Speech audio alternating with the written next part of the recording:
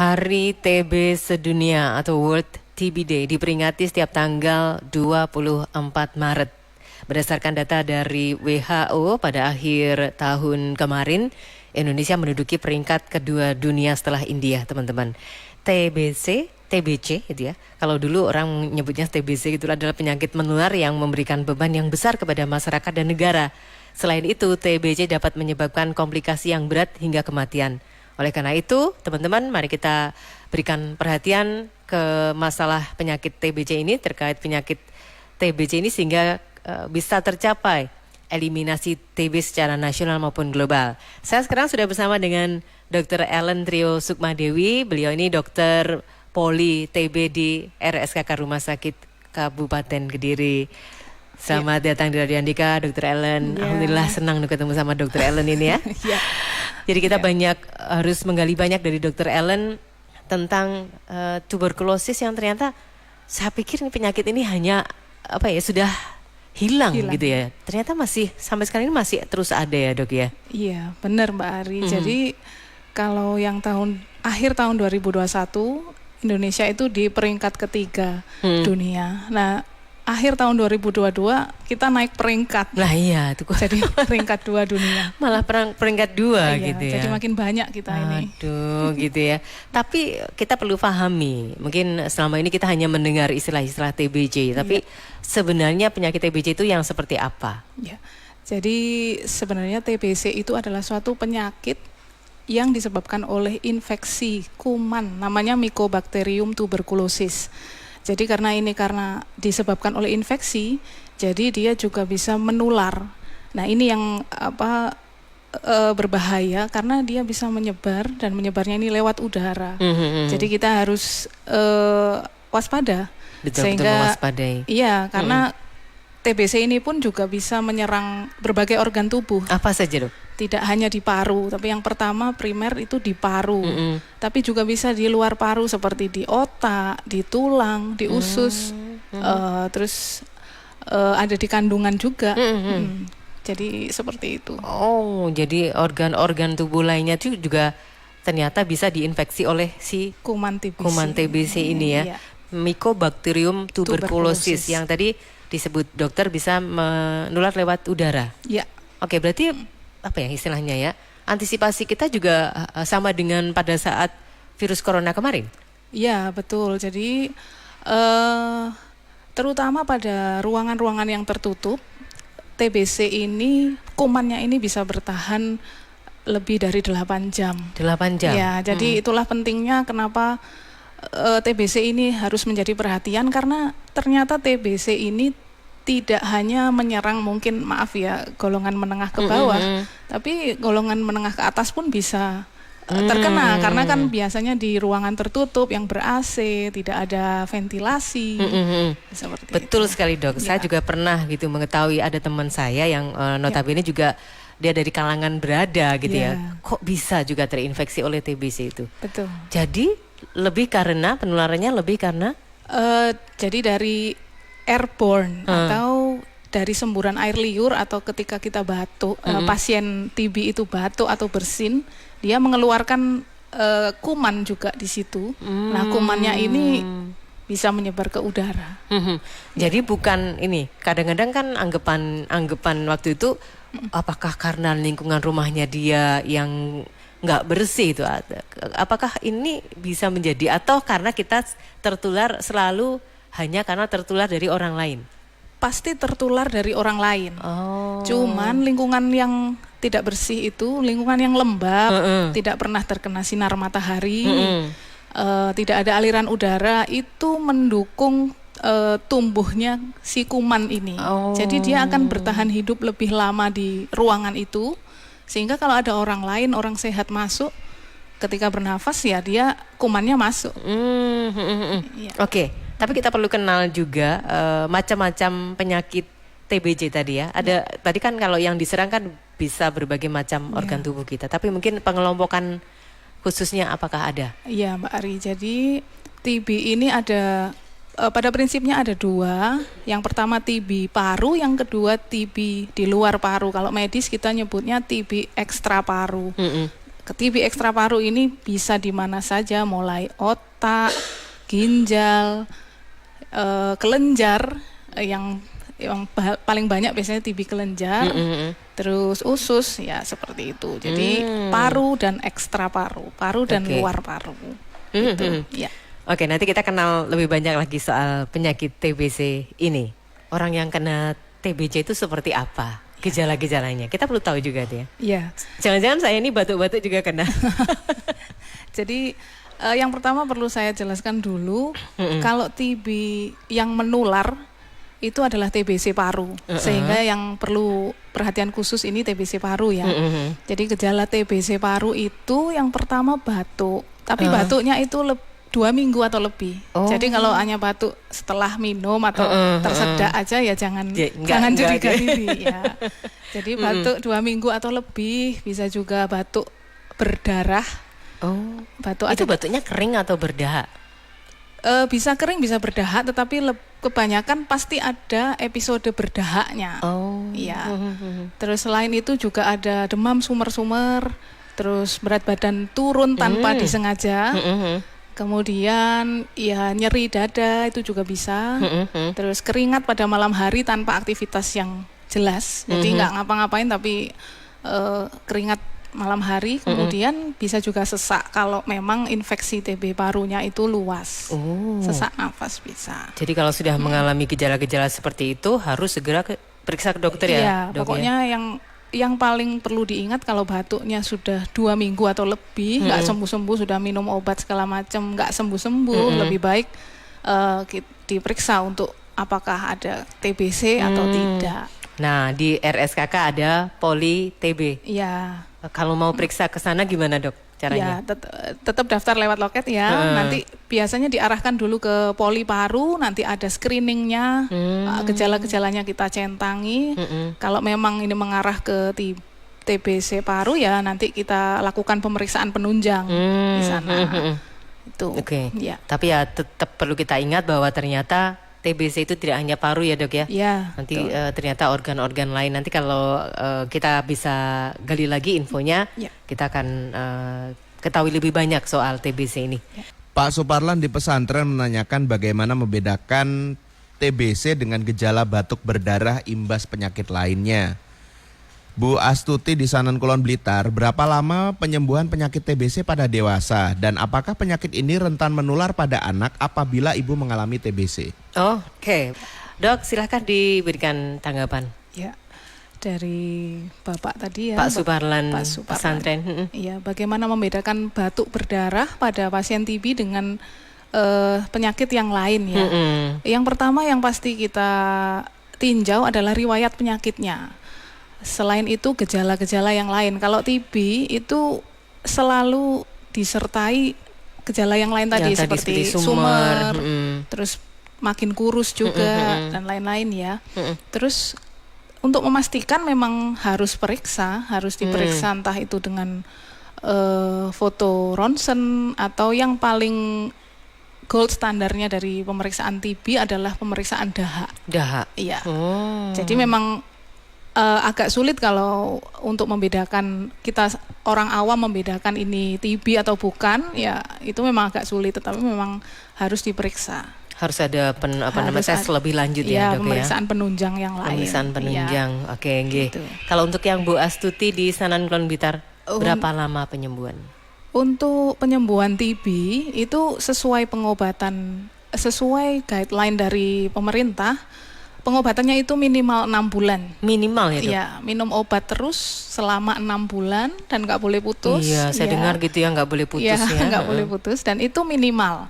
Karena biasanya pada TB ekstra paru, TB yang di luar paru, itu dengan pertimbangan ahli, pertimbangan dokter spesialis paru, bisa ditambahkan pengobatan lanjutan. Ekstra ya, pengobatan tambahan lagi beberapa bulan gitu. Jadi penyembuhannya, pengobatannya selama minimal 6 bulan. Tetapi penyakit TB paru sendiri, meskipun kumannya sudah hilang, sudah negatif, dia tetap masih bisa meninggalkan jejak di parunya, meninggalkan komplikasi gitu. Jadi memang karena itu penyakit TB ini sebenarnya jangan disepelekan. Iya. Karena sudah pengobatannya lama, itu pun belum tentu bersih 100%. Masih bisa meninggalkan bekas gitu. Bekasnya ya. Jadi meskipun mungkin pengobatannya udah 6 bulan, nanti perlu ada harus pemeriksaan lagi. Iya, harus sering periksa-periksa lagi. Ya, kontrol gitu. Oke, kita ke gatekeeper lagi, Tomo. Bergabung Bu Asri di Tulung Agung. Halo Bu Asri. Iya, selamat pagi Radio Andika. Selamat pagi, monggo Bu. Iya, saya mau tanya soal TB, Bu. Monggo. Iya, ini kebetulan teman anak saya itu kelas 4 SD itu barusan kena TB usus. Terus ada lagi yang satunya itu juga kelas 4 itu kok kena TB kelenjar. Itu gimana ya, Dok? Itu apakah menular atau dan penyebabnya apa kira-kira kok anak-anak bisa terkena penyakit tersebut? Apakah ini kelas 4-nya satu kelas? Satu kelas, Bu? Enggak, ini beda. Kalau yang satu kelas ada satu kelas, tapi yang TB kelenjar itu beda SD. Beda SD. Tapi dengan usia yang sama gitu ya, Bu ya? Iya, dengan yang kebetulan teman semua itu. Nggih, baik. Ya, didengarkan di radio ya Bu Asri penjelasannya ya. Oh iya. Iya, terima kasih. Sama-sama Bu Asri di Tulungagung. Gimana Dok kalau yang seperti ini, Dok? Iya. Menyambung ini sebenarnya berhubungan dengan pertanyaan Bu Astuti yang sebelumnya ya. Itu kan tadi Ibu Astuti tanya, bisakah ditularkan ke anak-anak? Dari ibunya Dari misalnya. ibunya itu ya bisa banget gitu. Kalau ibunya kena TB paru, otomatis kan pasti serumah ya dengan anaknya. Kalau tidak segera diobati ya TB-nya, kumannya pasti menyebar dan anak-anak itu justru yang paling rentan tertular karena mungkin daya tahan tubuhnya belum sebaik orang dewasa seperti itu. Jadi nyambung dengan pertanyaannya Bu Asri ini tadi, ya kalau ada anak kelas 4 SD terkena TB usus, TB kelenjar, itu pasti mereka tertular dari orang dewasa yang TBC paru. Yang ada di sekitarnya gitu ya. Iya, entah siapa ya ini. Oke, baik. Oke, nanti kita kenali juga TB usus itu bagaimana, TB kelenjar itu bagaimana. Tetap bersama dengan Dr. Ellen Rio Sukmadewi, Dr. Poli TB RSKK dalam Public Interaktif bersama RSKK Kediri. Ya, kalau TB usus tuh gimana? Gejala-gejalanya? Ya, kalau TB usus sebenarnya gejala yang spesifik itu sulit ya. Yang jelas pasti ada keluhan nyeri bagian perut, tapi yang tidak reda-reda. Jadi mungkin keluhannya ada terus selama 2 minggu atau lebih. Dan ada demam juga biasanya. Demamnya sumber-sumber sih. Nah, nanti bingungnya sama penyakit yang lain. Yang usus buntu misalnya. Kalau usus buntu kan dia cenderung akut ya perjalanannya. Jadi panas tinggi, mendadak gitu terus nyeri perut saat itu juga. Kalau TB usus ini biasanya nyerinya itu tidak seberat kalau usus buntu, tetapi dia berjalannya lama. Jadi berkelanjutan gitu ya Dok ya. Kalau usus buntu kan akut ya saya bilang tadi. Jadi dalam hitungan hari itu panas tinggi terus nyeri hebat gitu. Di sebelah kanan, kalau usus buntu kan khas di sebelah kanan bawah. Kalau TB usus? Kalau TB usus enggak ada yang spesifik. Jadi bisa di mana aja. Bisa di mana saja, di area perut pokoknya Iya. Oke. Kalau TB kelenjar? Nah, kalau TB kelenjar ini yang paling banyak ya di RSKK yang diobati di sana juga TB ekstra paru yang paling banyak itu TB kelenjar. Jadi itu biasanya muncul benjolan. Di mana tuh Dok? Bisa di leher, di kelenjar-kelenjar di leher atau bisa juga di ketiak. Kadang-kadang di payudara juga bisa. Terus di selangkangan juga bisa. Jadi nyeri juga Dok? Ada yang nyeri, ada yang enggak nyeri. Jadi memang agak sulit ini TB ini untuk menyebutkan ciri khasnya itu agak sulit. Jadi kalau ada benjolan yang enggak sembuh-sembuh, ya itu diperiksakan harus segera aja, periksa iya. ya. Oke, periksanya ke Poli TB di RSKK Kediri ya Dok ya. Yang selalu siap. Kalau di Poli TB ini setiap hari apa Dok? Setiap hari, Setiap hari. Senin sampai Jumat sesuai jam pelayanan poli. Oke, jadi manfaatkan pelayanan Poli TB dari RSKK Kediri ya teman-teman. Kalau misalnya ada gejala-gejala seperti yang dijelaskan Dr. Ellen tadi, entah itu nanti ternyata TB paru atau juga di luar paru ya Dok ya, perlu segera diwaspadai. Kalau jenis apa namanya tes atau pemeriksaan penyakit TB itu apa saja Dok? Untuk menegakkan diagnosa penyakit TB paru itu gold standarnya adalah pemeriksaan dahak tadi ya. Tetapi selain itu juga ada pemeriksaan ronsen, kemudian bisa juga di CT scan atau di USG untuk melihat yang TB usus. Kemudian kalau untuk TB kelenjar biasanya dikonsultasikan ke dokter patologi anatomi. Jadi diambil sedikit untuk dilihat jaringannya gitu ya Dok ya. Untuk dilihat di mikroskop. Gitu. Oke. Ya tadi ya pengobatannya ternyata luar biasa, harus tuntas selama 6 bulan, minimal tidak boleh 6 bulan. Minimal itu ya, minimal 6 bulan Dok. Apa yang akan terjadi kalau misalnya kalau kebanyakan putusnya itu karena apa Dok? Putus tidak sengaja pengobatan 6 bulan tuh selama ini? Selama ini karena obat TB ini kan gabungan dari 4 macam obat. Jadi TB ini ada 4 macam obat yang dijadikan satu di dalam satu seperti kapsul gitu. Dan ini masing-masing obat ini punya efek samping sendiri. Jadi kebanyakan karena para pasien ini mungkin bosan ya minum obat jangka panjang, atau mungkin juga mereka setelah minum merasakan suatu efek samping yang tidak nyaman, entah itu gatal, mual muntah, atau kadang kuning. Ya itu. Jadi kalau ada seperti itu, misalkan ada pasien yang sedang pengobatan TB dan mengalami gejala seperti itu, pihak keluarga harus mengarahkan untuk mengajak kembali ke vaskes yang mengobati. Kebanyakan sih karena sudah merasakan nggak nyaman, jadi putus. Tidak balik ke vaskesnya. Tidak balik ke vaskesnya dan putus. Sudah males gitu loh untuk minum obat lagi. Jadi ada perlu dukungan dari pihak keluarga ya Dok ya. Dukungan dari pihak keluarga sangat penting.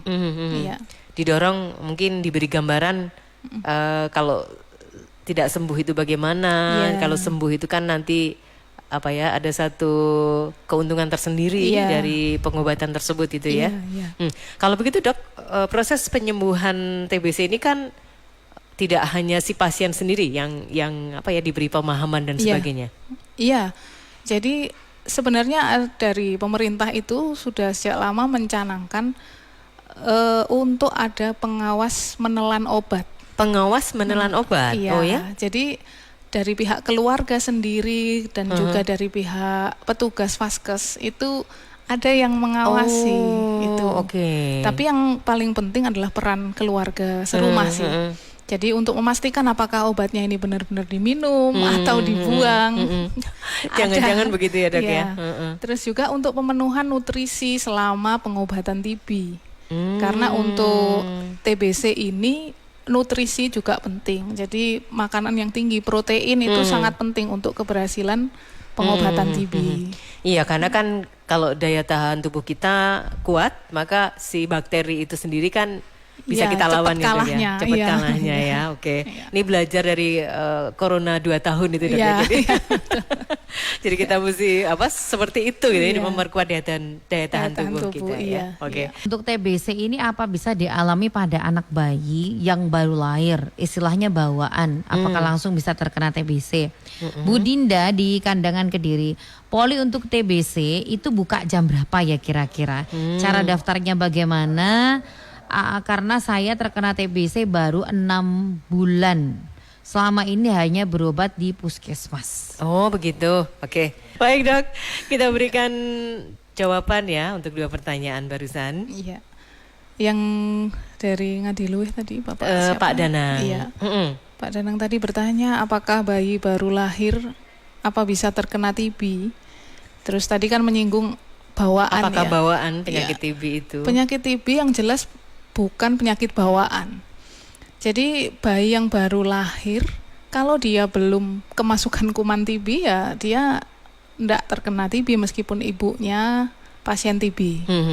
Dan perlu diingat juga bahwa pasien TB paru yang sudah pengobatan 2 bulan atau lebih itu resiko penularannya sudah turun banyak. Yeah. Itu. Dan juga memang yang penting untuk bayi baru lahir ini memang rutin aja dilakukan pemeriksaan ke dokter spesialis anak, terutama dengan riwayat ibu dengan yang kena TB TB ya, untuk dipastikan karena itu nanti perlu pemeriksaan lebih mendetail untuk bayi. Jadi yang jelas TB bukan penyakit bawaan. Bukan penyakit bawaan. Ya. Bukan juga karena misalnya ada kecenderungan bentuk tubuhnya, dadanya atau dan sebagainya itu enggak. Kalau bentuk tubuh tidak berpengaruh, cuman ada penyakit-penyakit lain yang membuat seseorang itu lebih peka, lebih mudah rentan terhadap TB. Jadi seperti diabetes, terus pasien dengan gagal ginjal, kemudian mungkin pasien dengan HIV/AIDS atau pasien dengan penyakit-penyakit imunosupresan yang lain, mungkin pasien yang kanker dan menerima kemoterapi itu juga lebih rentan terhadap TB. Oke. Gitu. Baik. Bu Dinda di Kandangan Kediri, Dok. Ya, yang poli TB di RSKK buka dari jam 8 ya sampai selesai setiap Senin sampai Jumat seperti biasa ya. Tapi kalau sebelumnya Bu Dinda ini kan sudah berobat di puskesmas, Dok. Gimana? Kalau mau pindah itu apa bisa? Kalau saya menyarankan lebih baik konsultasi dulu ke dokter di puskesmas. Ditanyakan seperti apa ini progres pengobatannya. Kadang-kadang pengobatan itu memang belum selesai, belum tuntas. Ya, itu dia. Jadi dituntaskan dulu di puskesmas. Kalau memang menurut penilaian dokter puskesmas itu perlu dirujuk atau dikonsulkan ke rumah sakit, ya nanti pasti dikirim ke rumah sakit. Kalau misalnya 6 bulan sudah selesai, Dok, dan dia merasa perlu untuk memeriksakan diri lagi dan dia pilih periksanya ke RSKK gimana? Ya monggo nanti bisa daftar untuk di poli paru atau poli TB RSKK. Oh gitu. Artinya mandiri pun bisa kalau ternyata bisa. Ada rujukan dari vaskes pertama nggak apa-apa? Nggak apa-apa, bisa atau BPJS bisa. Baik. Oke, kita nanti masih akan bicara dengan Dr. Ellen, masih akan kita gali apa saja yang menjadi komplikasi dari penyakit TBC misalnya, atau cara pencegahannya, kemudian penanganan dari penyakit TBC ini, teman-teman, dalam Public Interaktif bersama RSKK Kediri. Kita bersama-sama, teman-teman, Radio Andika bersama-sama dengan teman-teman RSKK ini mengundang Anda untuk aktif berpartisipasi supaya nanti Indonesia di tahun berikutnya tidak menduduki peringkat atas sebagai negara yang penduduknya banyak menderita TBC ya. Jadi ternyata survei dari WHO, data dari WHO pada akhir 2022, Indonesia menduduki peringkat kedua dunia tentang TBC setelah India. Ini tentu bukan prestasi yang menyenangkan ya, Dr. Ellen ya. Oke, dan rasanya setelah saya mendengar apa yang dijelaskan oleh Dr. Ellen, saya ingin memotivasi teman-teman, menyemangati teman-teman yang sekarang ini dalam masa pengobatan ya, Dok ya, untuk tidak putus semangatnya untuk menghabiskan jangka waktu 6 bulan pengobatan itu. Nggak pendek memang ya 6 bulan itu. Keluarganya tapi harus berperan aktif untuk mendukung sih.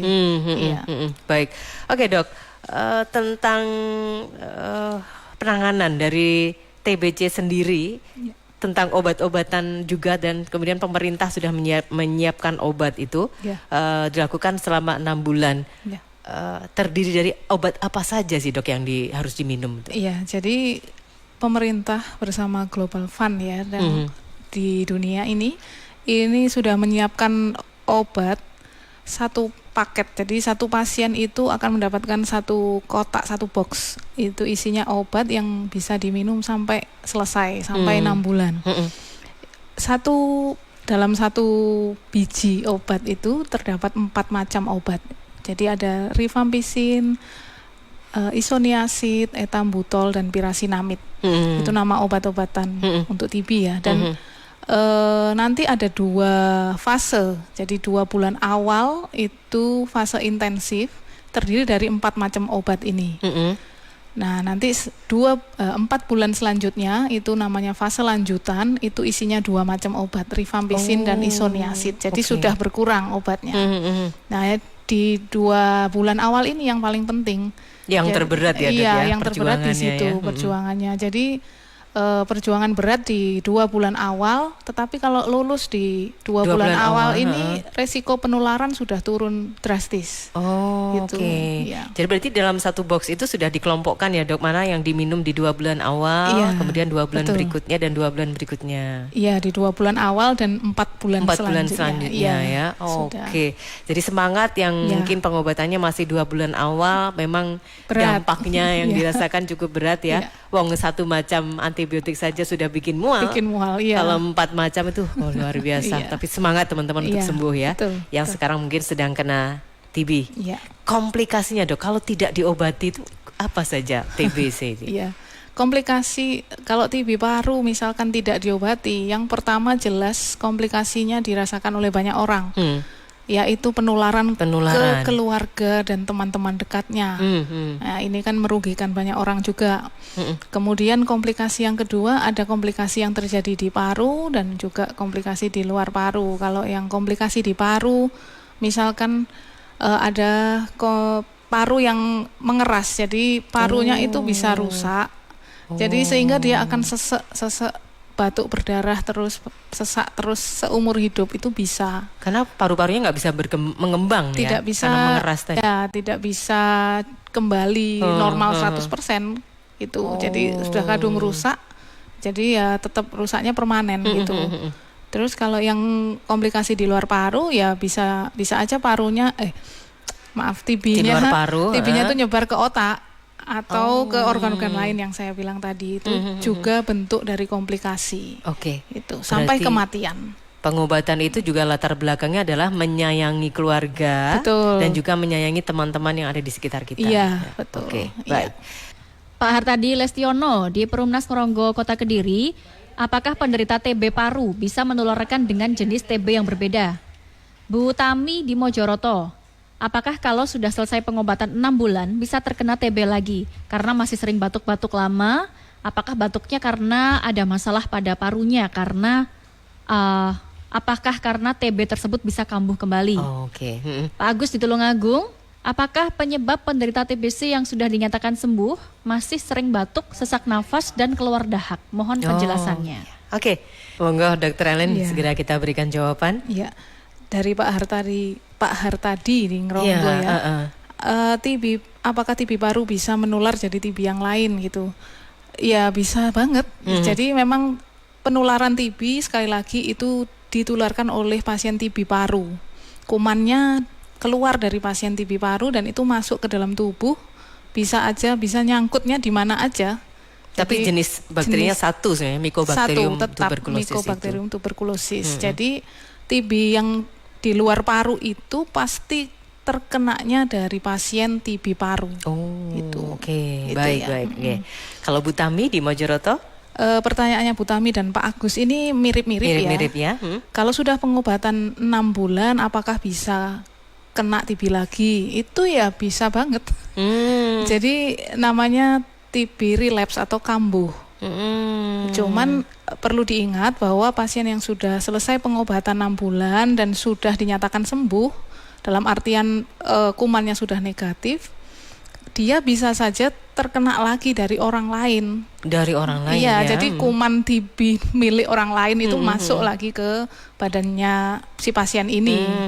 Kemudian bisa juga batuk-batuk dan sesaknya itu merupakan komplikasi yang saya bilang tadi. Jadi paru-parunya sudah kadung. Iya, sudah kadung fibrosis namanya ya. Jadi memang bisa seperti itu karena komplikasinya ini bisa bertahan sampai seumur hidup.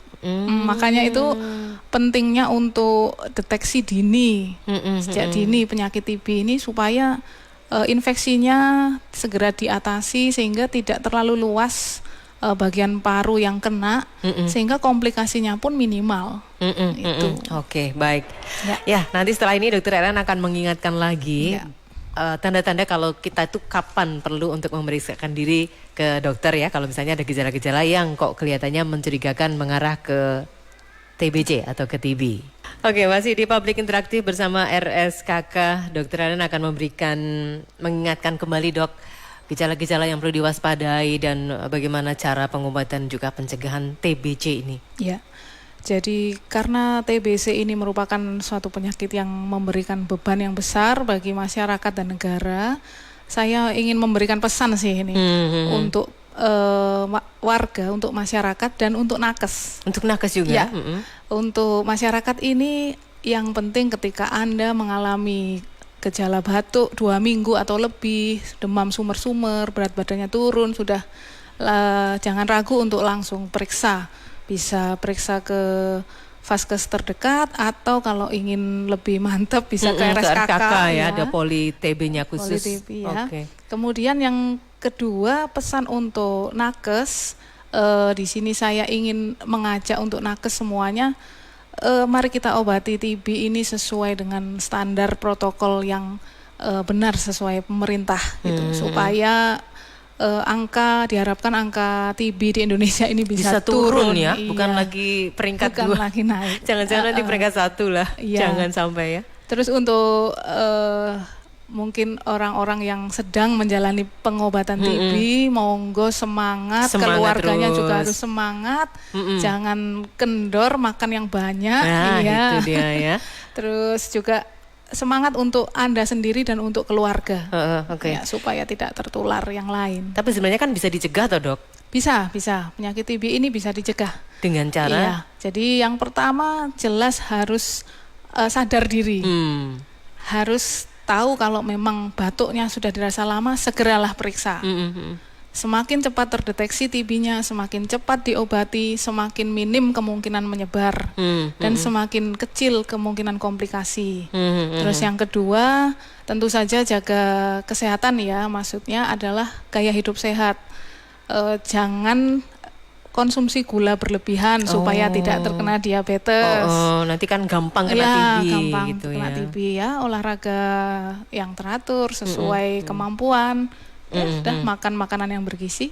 Kalau daya tahan tubuh kita kuat, maka bakteri penyebab TBC itu tidak akan menyerang kita. Dengan mudah masuk ke dalam kita. Oke, baik. Ya. Kita terus semangat untuk membuat Indonesia turun peringkatnya di dunia ini sebagai negara yang penderita TB-nya banyak ya. Dan semangat juga bersama teman-teman di Poli TB RSKK Kediri.